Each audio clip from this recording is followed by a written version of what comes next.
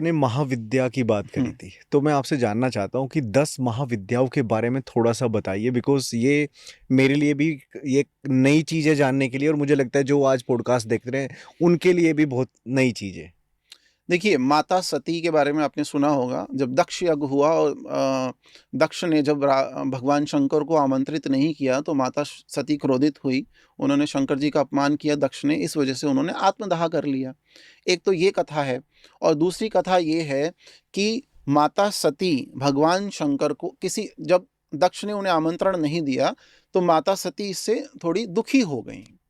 तो भगवान शंकर माता सती को लाने के लिए जब उन्होंने 10 अवतार अपने दिखाए क्रोध में, तो दसों दिशाओं में वो दौड़ी। तो भगवान शंकर उनको लेने के लिए वापस उनको मनाने के लिए 10 दिशाओं में गए। तो वो 10 अवतार जो हैं वो दशम महाविद्या कहलाए।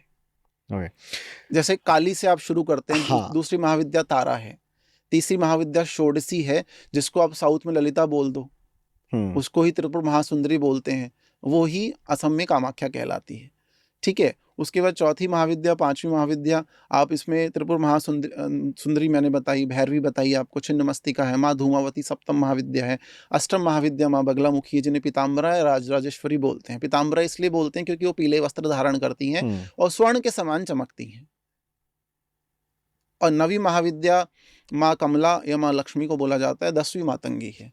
तो इस तरह से 10 महाविद्याओं की साधना जो है वो 10 तरह के द्रव्य, मतलब कैश, अवयव, अलग अलग तरह की साधनाएं की जाती हैं, तामसिक सात्विक साधनाएं, अलग अलग भोग और योग की प्राप्ति के लिए।